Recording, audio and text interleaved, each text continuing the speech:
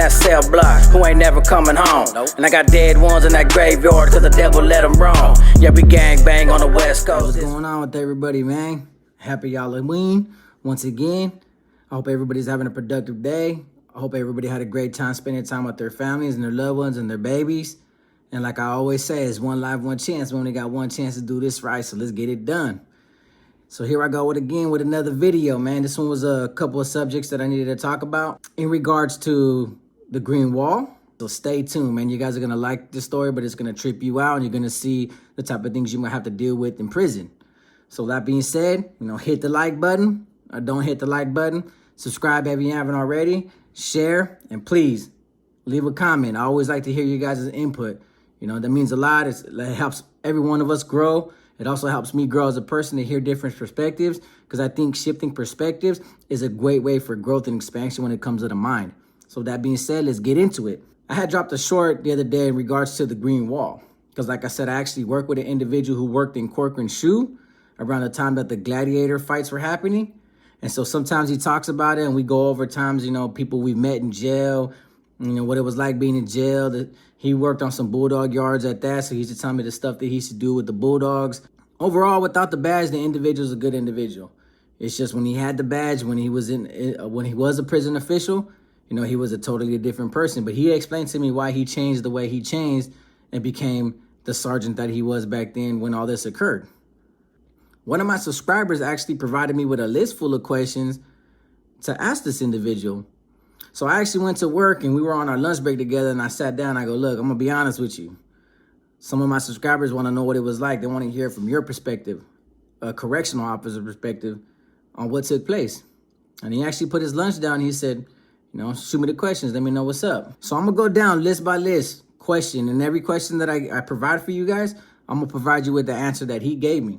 And then I want to know you guys' opinion, what you think. Do you guys believe him? Do you guys support him? Do you guys agree with him? You still anti-correctional officer? I don't know. Everybody has their own differences of opinion. Everybody has their own perspective. Everybody's always going to have their own viewpoints. You just tell me yours. I would like everybody to read where everybody stands in this current situation. The first question was, what was the initiation process for the Green Wall? He said it depended on the correctional officer's conduct, the police officer's conduct, how he carried himself. He said, you remember, as correctional officers, we got access to all the information when it comes to inmates' files and also each other's files. He goes, so they scrutinized every individual officer to see if he's really about it. He goes, you got to remember, even though we're civilians and we actually have these jobs, these regular government and state jobs, he goes, we're in an environment where it's ran by prison gangs. He goes, so oftentimes we have to adjust ourselves and conduct ourselves like these gang members as well, so that way we can actually survive in these penal systems. He goes, you got to remember, inmates are prone to assaulting officers. They ain't afraid to stab an officer. They ain't afraid to kill an officer. He goes, so every time we come to work, we got to walk with that in our mind frame, that we can do the wrong thing, treat the inmate the wrong way any given day, and we're going to pay for it. They're going to retaliate. These inmates ain't got nothing to lose. So we had to walk in there saying that we had nothing to lose. It's the same mentality the way you guys come into prison. We had to have that same mentality walking into these prison grounds. And I actually agreed with the guy. I said, you know what, you're right. Because as much as we're targeted by you guys are also targeted by us. Especially the Sureño faction. They will hurt somebody. Their pride in their culture means a lot to them. Northerners, I can honestly say within the 15 years, we never really assaulted a cop. It takes a lot for us to reach that length of extreme measures, and that cop has to do something real severe, in which why we always promoted, professionalism and codes of conduct, because we didn't want to end up in that crossfire where we had to go at it with the cops, because that's a war that you really can't win. Sad to say. He said oftentimes a lot of the COs knew about the Green Wall when it first was created in Soledad and then in Corcoran. But he also said that a lot of them stood away. A lot of them just ignored it. Oftentimes, certain lieutenants and certain sergeants, in accordance to the warden at the time that actually was one of the founders of the Green Wall at the time, they would just look the other way. Or this crew would come together and tell them they'll pretty much take over the situation, And the other officers pretty much turned a blind eye to it because they know they didn't want nothing to do with it. They didn't want to have any information that they can use against them if this was to come to light within the criminal judicial system. So they looked away. A lot of them didn't want to get involved, but for the ones that did, he told me oftentimes a lot of the individuals that he chose for his crew were officers that actually, didn't even pick up his baton. That if an inmate rushed him, like he really boxed that inmate, that he fought hand-to-hand combat with that inmate. He didn't have to use a baton. He didn't have to spray an inmate. They were looking for individuals like that are willing to put up a fight and fight against inmates. He goes, that's what showed true colors.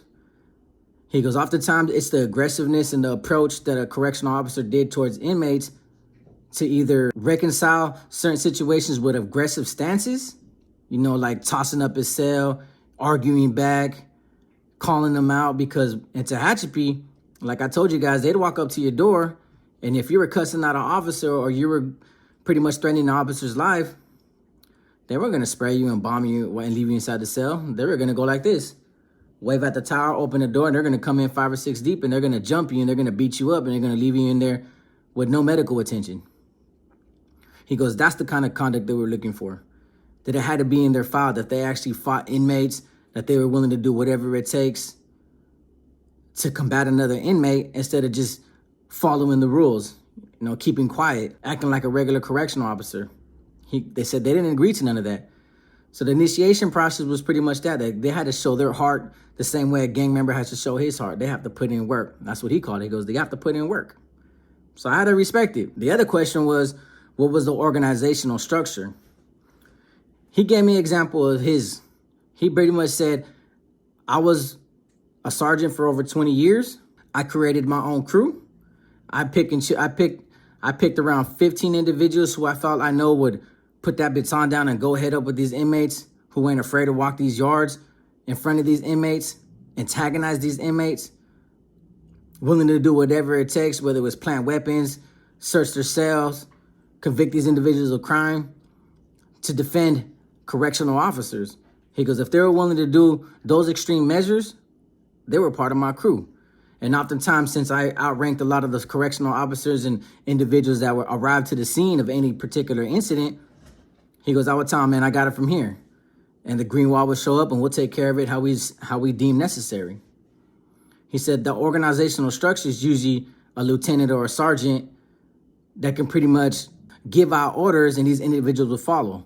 He goes, a lot of these correctional officers looked at these sergeants and lieutenants that have been here for the longest time, that actually know the prison system since the late 80s, early 90s, that worked way before their time. It was a seniority kind of thing. They just gave these individuals that kind of respect, and they're willing to fulfill their duty in accordance to what this lieutenant or this sergeant, whatever ranking officer was present, told them to do, they would do it. He goes, the same way you guys got shot callers and they got soldiers, works the same for us around that time. The other question, he says, could any CO join Greenwall if they chose to? And he said, no. He goes, because a lot of times when we read certain paperwork about correctional officers, he goes, we didn't like the fact that a lot of these individuals, sometimes in a particular situation, they didn't react right.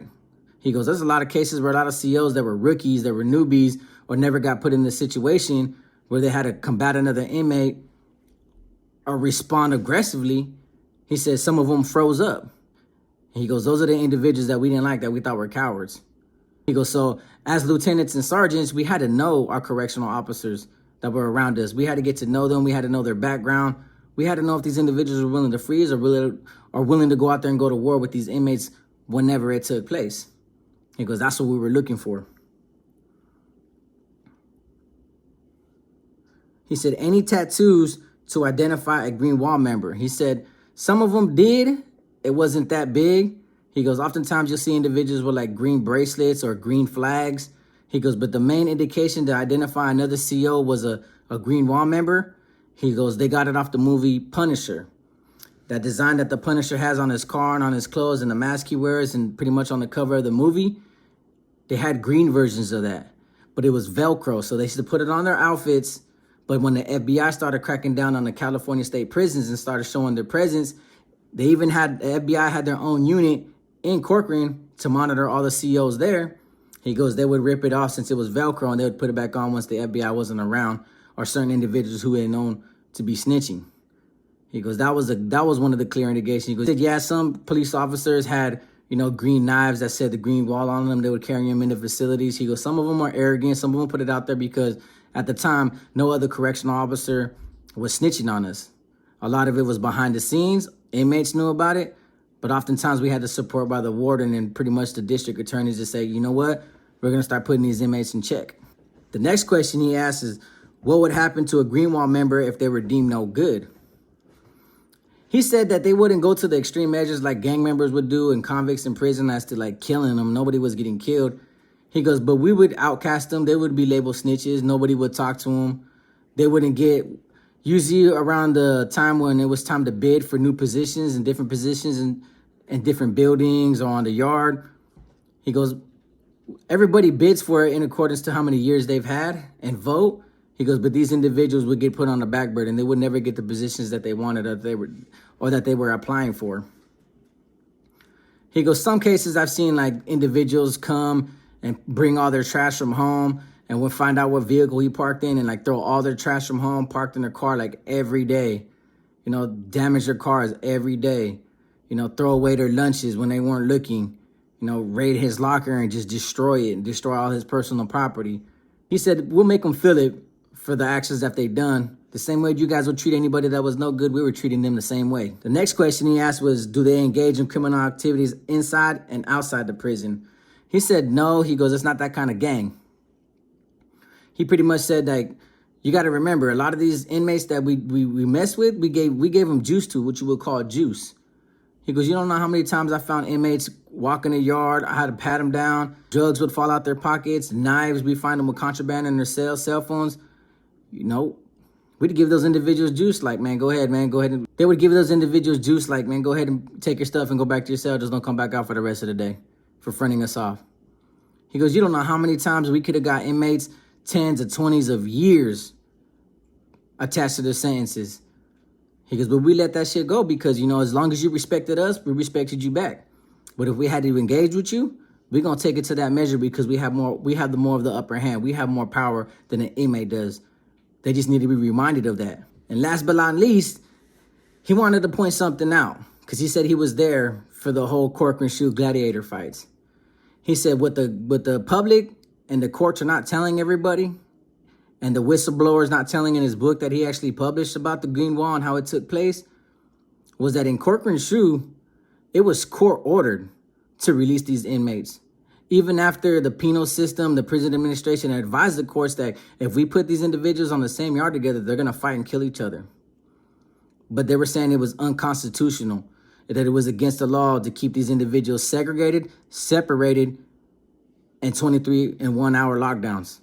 So they were advised to release these individuals. So the prison administration had to come up with a way to release these inmates. So what they were doing was they were picking the older individuals with the lesser points. And we created a list. So all we did was go down that list. And once that list was done, we start over. He goes, and it was never our fault that these individuals were going out there and we knew they were going to fight. And they started fighting and they ended up killing each other. He goes, yeah, obviously we did make bets on these individuals. He goes, but who wouldn't? They were going to fight anyways. They were going to kill each other anyways. I mean, might as well have fun with it because there was nothing we could do. We tried to prevent it before it even happened, but the courts wouldn't listen to us. So we had to go about it this way, the best way we thought was possible. And yeah, we raged on it, which was our wrongdoing. He goes, but you guys were going to kill each other anyways. There was no stopping that. And goes, and what blew the whistle was when that individual cop shot the Mini 14 and killed that inmate in cold blood. And then one of the Green Walls decided to testify in court and blow the whistle on everybody. He goes, yeah, everybody backed away and went back to being a regular correctional officer and following the rules. But he goes, hey, that's just the way it played out. He goes, yeah, obviously through society's eyes and through the public eyes and the judicial's eyes, we're in the wrong. That we were staging unconstitutional gladiator fights that hurt a lot of people. It's just nobody wants to mention the fact that it was going to happen regardless.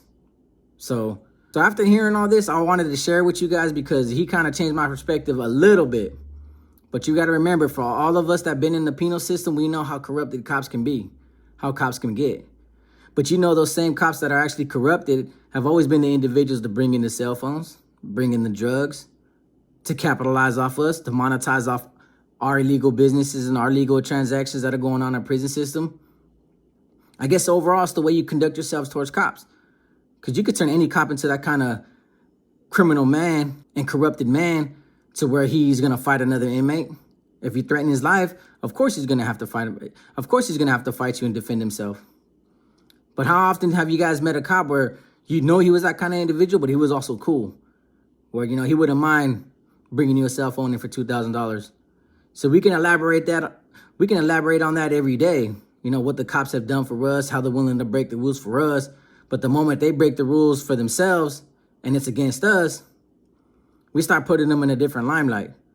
We start casting all the shadows that they've been hiding about.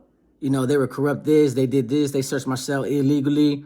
They planted drugs and evidence on me. They put a banger in my bed. You know, both sides have different stories. You're going to have a lot of individuals who show up saying, man, all the cops are corrupted. They treated us like shit. And then you're going to have a lot of inmates like myself who actually can speak up and say, you know, there were some good ones and there were some bad ones. Some of the good ones, you know, whether they contributed to smuggling contraband in the facility or not, good individuals. But overall, I think the Green Wall was history making.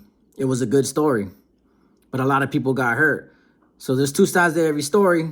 And I decided to share with you everything that I talked about with this man, because at the end of the day, now that he's a civilian, I think it humbled himself, because since he got fired and now he's working at the same job as me, he went from $50 an hour to $20 an hour.